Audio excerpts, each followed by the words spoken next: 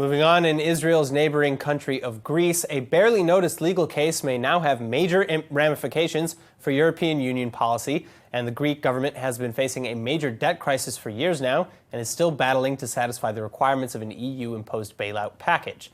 But one of the conditions has been the partial privatization of the Greek energy market, and it looks like the Greek government isn't happy about it, with scandal erupting as a result. Just take a look at this report. Accusations of bribery, a prison-mafia, attempted murder and assassination.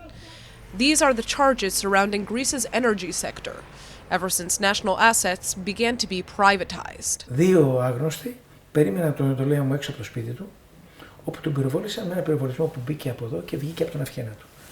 Για λίγα χιλιοστά δεν έχασε τη ζωή του. It all started a few years ago with the onset of Greece's economic crisis. As part of the European Union's loan package to Greece, the country was required to lower its energy prices for consumers. The hope was that doing so would unburden the Greek population and allow for freer spending and investment so the economy could flourish. To do this, in June of 2011, the Greek government announced that it would sell 17% of its share of the state-owned Public Power Corporation, or PPC, to private owners, all in a move to break up its monopolistic position. And not everybody was happy that so much revenue was now being transferred away from the state. Energa acquired, owned by Floros family, acquired its biggest private competitor, Hellas Power. So the two companies merged and became the main rival of the state-owned electricity supplier. The two companies combined, they had the 20% share of the market. Energa was the first private company to obtain a license to provide electricity to Greek consumers.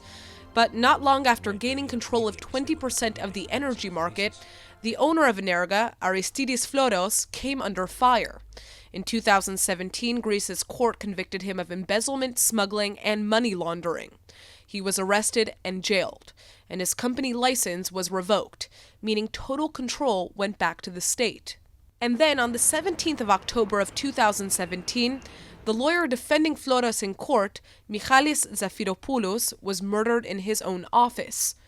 But who killed him? After the death of a colleague of us, Michalis Zafiropoulos, we heard about blackmail, about corruption, as you said. Recently, the Greek police force decided to bug Athens' biggest prison called Korydallos because they suspected that the murder was linked to an Albanian mafia group. I must say at this point that our client, Mr. Floros, has testified to the police from the year 2017, after the murder of Mr. Zafiropoulos, his lawyer, that he was being blackmailed by Albanian convicts. But there's more to the story.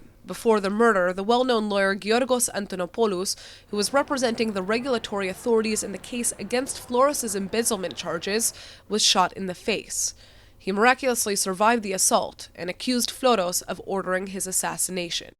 Οι πρώτοι που τον επισκέφθηκαν εκεί ήταν οι δικηγόροι του Φλόρου, στους οποίους είπε από την πρώτη στιγμή ότι αυτό το έχει κάνει ο Φλόρος, με απείλησε, ξέρει ότι εγώ με το εμπόδιο για αυτό που επιδιώκει να κάνει, και με τους πολιτικούς και με τους χείριους δικηγόρους που έχει. In 2018, Floros was slammed with another 13 years in prison for ordering an assassination attempt on Antonopoulos. But the lawyer's claims are still under investigation, and he himself is being accused of cooperating with the Albanian mafia. Meanwhile, Aristidis Floros' lawyers claim that his charges of embezzlement will soon be lifted. My client believes that he's a victim of conspiracy, and his life was wrongfully ruined for 7 years. And we strongly hope that justice finally will be given.